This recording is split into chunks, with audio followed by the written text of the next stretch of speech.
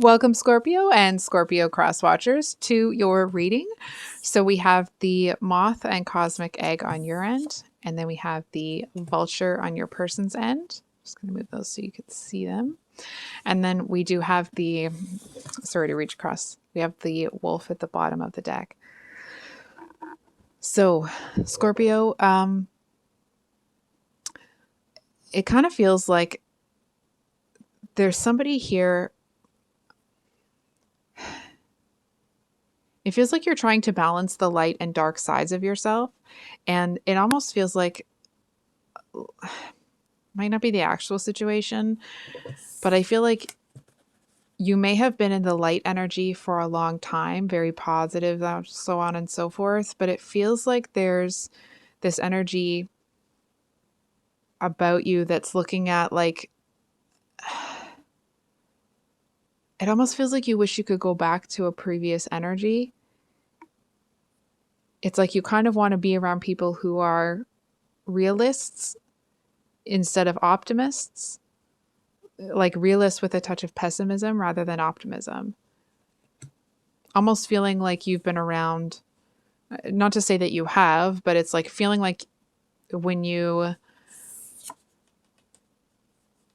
kind of meet up with this vulture energy, I feel like you feel like you've been around toxic positivity. Sorry, there's just a bit of ash there from the... It just feels like this, the vulture energy is one that like, it's one that is willing to do like the dirty work, right? They come in, they clean up the mess.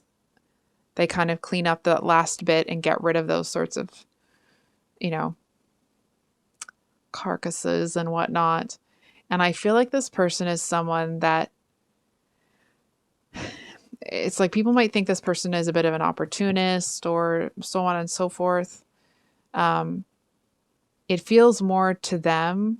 It's almost like they know that some of the things that they do, or sometimes they feel a bit seedy about it. It's almost like the epitome of it's a dirty job, but someone's got to do it. It does feel like it's kind of like that, the quintessential like bad boy, bad girl type energy. A bad person, well, not bad person, but I'm not sure what the correct term would be, but you know what I'm trying to say. And there's something that's very attractive about it, but I feel like you're kind of looking at it like, well, I feel like you've worked really hard to evolve. It feels like you've put in a lot of freaking time. And it's almost like it feels like you're kind of on the precipice. So this moth card, talks about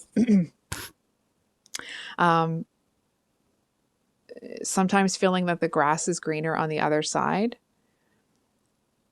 I'm also kind of getting this vibe where it's like, it's very black or white thinking, right? Either it's this or it's that. But, you know, sometimes life can be multifaceted, and sometimes it's can be two different things at the same time, or two opposing things at the same time. And I feel like it's something that it feels like it's a concept that you're very intrigued by. And I feel like it seems to feel that the more you try to understand that kind of like complexity, the more you'll understand yourself. So what are this person's, what are their intentions with Scorpio? Well, they're not going to baby you, that's for sure. We have the Fool, excuse me. We have the Fool reversed. I feel like this person's really harsh.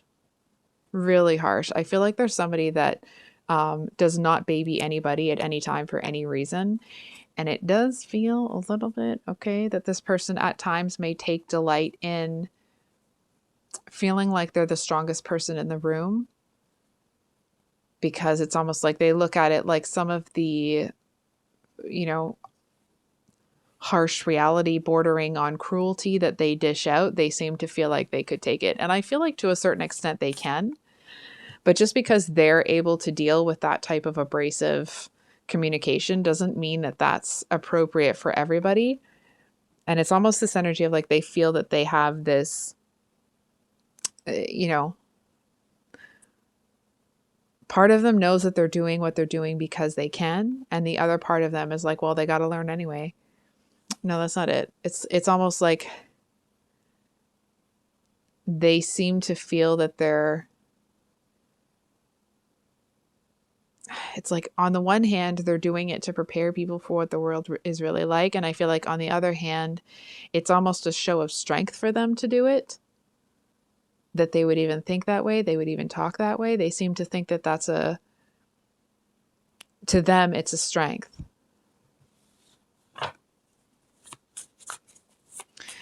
And it's like they kind of, not only do they not have any intention of babying you, but they kind of want to see how, if that's their version of strength, they want to see how strong you are with their version of strength.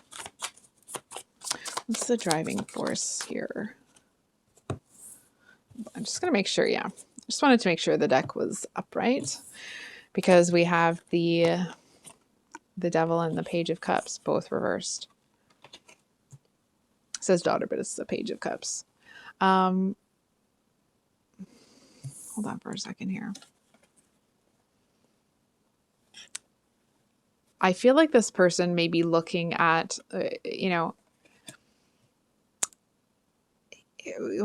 this might sound strange, but I feel like to a certain extent, this vulture energy actually may be a bit naive at times, right? It's like maybe they understand that what they're saying, what they're doing is a bit much for people, and sometimes it's overwhelming for them. But I feel like this person may not understand how big of an impact they have on people. And I feel like when that impact is, someone holds up a mirror and says like, hey, that was too far. You went too far with that person. It's almost like they can't handle it. Like they'll not necessarily that they'll backpedal, but they'll try to justify it. You know what I mean? It's like, you could call this person any name in the book and they're just going to look at you and be like, yeah, try again.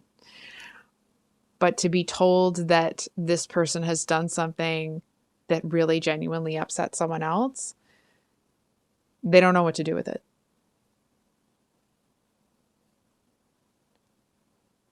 Because to a certain extent obviously if you're saying really harsh things to people that border on cruelty, you're going to hurt someone's feelings.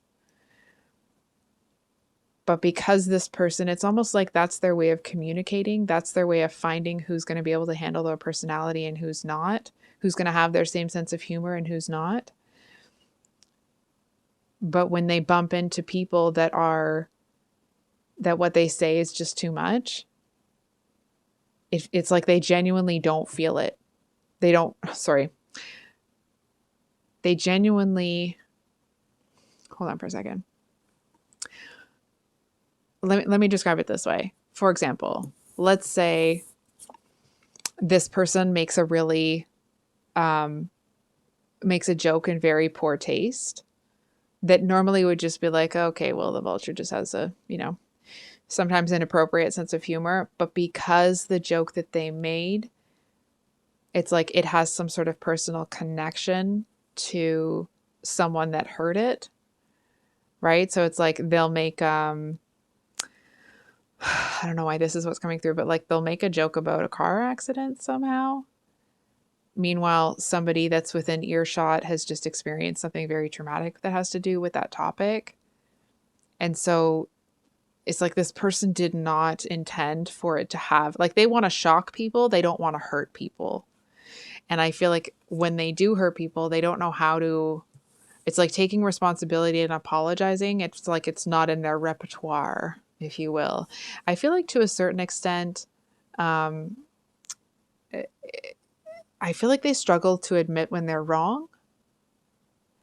And I feel like they're going to have to really want someone in their life and it's almost like that person would have to set a boundary and be like, either you take responsibility and stop it or I'm out. And I feel like it would have to be like perfect place, perfect time, perfect moment to say that for this person to actually make the change rather than tell whoever that is to hit the road.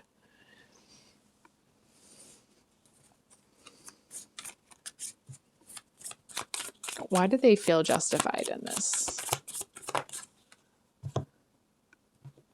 Okay. Page of Pentacles. What's this? Page of Pentacles. Because they feel like they feel that they've had it so bad, and maybe they have, right? I don't know that. I don't know what this person's been through. They seem to feel that they've had it so bad, and they're able to joke about topics or things that they're able to make light of certain situations because that's how they cope. But it's very jarring for someone that hasn't been hardened the way that they have. And so it's almost like they feel like, well, my life has been harder than yours, so what's the problem here? And it feels like they may be looking at people like that, like, oh, well, this person must just be weak-minded, or they need to toughen up. They're weak this, they're weak that. And it's like, I feel like if someone was to say to this vulture energy, like, you're passing judgment on them, right? Like, just because you think that this is a certain type of way and you've been through this doesn't negate the fact that you hurt their feelings. And it's like, there's almost this energy of like, they just don't want to apologize. They don't want to be like, well, I'm sorry. It's almost like, hold on for a second. May not be the actual situation, but it feels like the type of person that they were in a situation where if they did something wrong and they apologized, that person would just use their apology against them immediately and would just like try to bury them, hammer them into the ground with it. So it feels like that's why it's there. There's a certain coping mechanism there that they avoid apologizing because in their experience, it's a trap.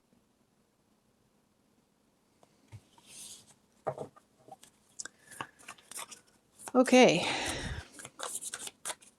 So we're going to pull a couple of cards for you here.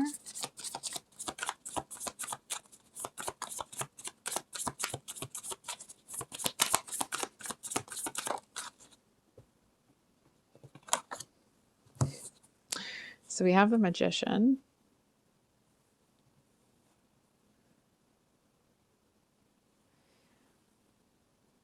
It feels like this person sees you as somebody, it's almost like they want you and they're afraid of you at the same time. What's interesting though is it's not like they're afraid of you because they're afraid in the typical sense of the word. It's more like if this person is usually around people that they kind of have this like laissez-faire, take it or leave it. If this person leaves my life, fine, go, I don't care anyway. It actually feels like them being afraid of you is more being afraid of actually having something that they don't want to lose, right? It feels like that's something that makes them really uncomfortable. Uncomfortable in the sense of it's something they haven't had either before or in a long time. It feels like it kind of brings up this, for somebody that seems, or at least wants to come across as someone that's very secure, there's something about, it's like they want to impress you. They want you to see them in a certain type of light. There's actually, for somebody that's used to hardening themselves against people, it's like they seem to unavoidably and almost, it's like they can't avoid it. They almost don't even notice it about themselves in the moment that they're softer towards you than they want to be. And it's like, and then they'll notice that they're doing it. And it's like, they kind of can't help themselves. It's almost like, let's say the two of you are in a conversation and they think of something that's like harsh truth, cruelty sort of thing. And they go to say that, but when they open their mouth, they actually say something nice. I'm not trying to be crappy the way that I said that. It's just in that aspect, it's like it's unavoidable. And I feel like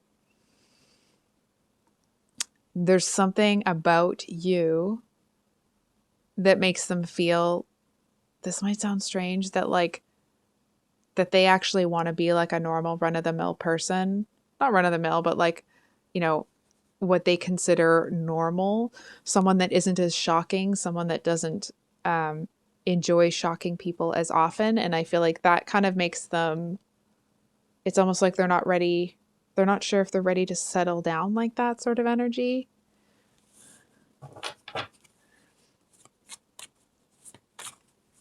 I feel they seem to feel that you'll have a certain deeper understanding of them. They see you as somebody that can both be that like normal average person um, that doesn't need to make a splash, right? That is capable of, you know, openly being empathetic and compassionate for somebody, but they feel that you also understand this other side of them. Whoops. Excuse me. They seem to feel they're looking at you like, let's say, for example, they discover that you've had similar experiences to them. You may or may not have. It's just to describe the energy. They're looking at you like, how did you figure out? Like, how does this person seem to appear normal when they're more like me than they are like those other people? You know what I'm saying? So they're kind of like, they're suspicious and curious at the same time. But I feel like there's something about you that they want to emulate, that they want to do. And I feel like they seem to be so drawn to it. That's why they say nice things when they want to say something different. It's like their brain isn't going to let them sabotage it this time.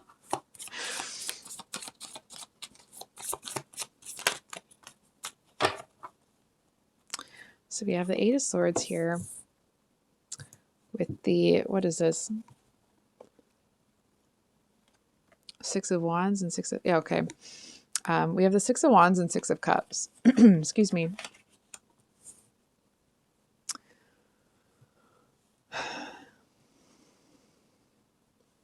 There's something about you that makes this person really, really think.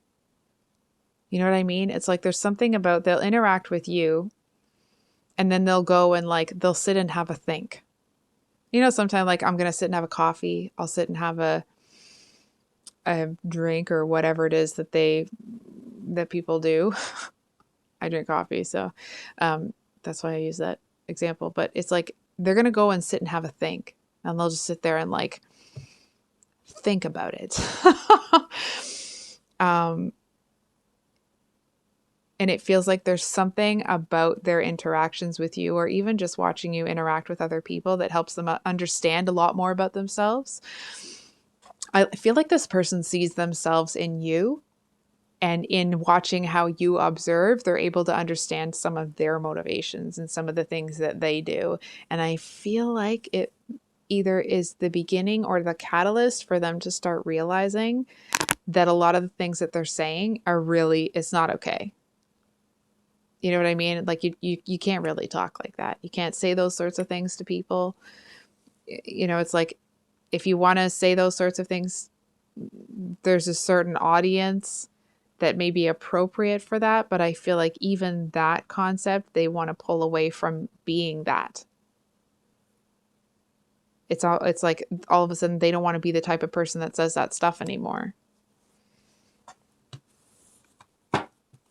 Sorry, I just realized that might be loud. We have the World. You know what? I feel like the impact that you have on this person, and then we do have the Son of Pentacles at the bottom of the deck here. I feel like the impact that you have on this person, it's almost like you help them close out all of these cycles and shed a whole lot of this like old layers of themselves that needed to be cast away without them even noticing it. It's almost like in just kind of observing you, and it's almost like the energy coming off of them isn't necessarily, I see Scorpio, I want to learn from Scorpio. It's like, I just really enjoy watching Scorpio, and there's something about watching you interact with other people that they just kind of, it's like they naturally step into that energy. And if it does feel like they wouldn't be able to step into it so naturally if it wasn't a part of who they are naturally anyway. It just feels like, I feel like part of them needed to see that you don't have to be harsh and cruel to be strong. Sorry, one moment about that. One of my kids just got home from school. So back to the cards. So it's like this person just kind of naturally starts to let go of all of this old baggage. And what's really interesting is it's like they just start to feel better and lighter, and there's more of a spring in their step. And it's like all of a sudden it's, this might sound strange, but it's like this person's walking down the street and they catch themselves being happy and being like, wait a second. Almost feeling like they somehow have been tricked into being happy. Like it's a really, it's a very different type of energy and outlook than a lot of people, right? A lot of people strive for energy, whereas this person's like, wait a, you know what I mean? Like, did someone just pull the wool over my eyes sort of energy? So we're going to get one card for what to expect from this person. Whoops, I guess more than one. So we have the Star and the Father of Cups, so that would be the King of Cups, and then we'll get some advice. Advice for Scorpio. Dang. So we have the Three of Wands. We have the Wheel of Fortune for advice, and then what to expect. So the King of Cups that's that emotionally mature. And the Star, it's that moment after the Tower where it's like everything has fallen apart. And this moment of the Star is that it is the Aquarius card. It's that card of like the dust has settled, right? You're not so close to the tower falling that you're still swimming in all of that sort of stuff. It's like when hope returns. It's like this is this person when you found them or when you entered their life, and this is them after.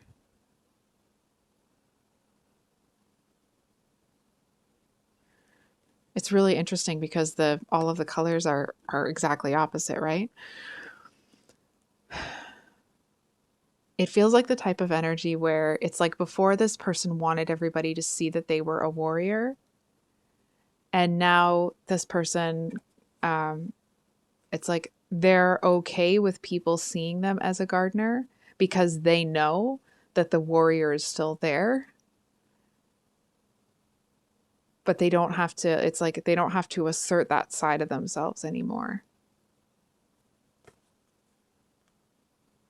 There still is going to be this like a little tinge of it, right? It's like there's going to be this kind of cutting sense of humor. It's almost like someone that has a very dry sense of humor, but it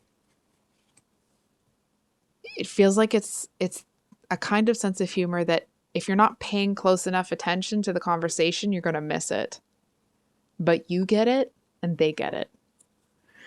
And then the advice here, the Wheel of Fortune talks about when things start to kind of turn in your favor. And just from what I'm seeing here, it feels like there's going to be times where I feel like it'll seem like this isn't moving. It's not going anywhere. Nothing's going in the right direction. It's a total mess, so on and so forth. And it feels like it's almost that energy of like there's going to be parts of life that are messy sometimes. And I feel like, of course, you know that. I feel like this person actually may be a lot more adept at dealing with the messiness of life. And it feels like learning to cope with that, if that's something that you struggle with, I actually feel like being around this person and feeling like you can trust them actually seems to really help with that.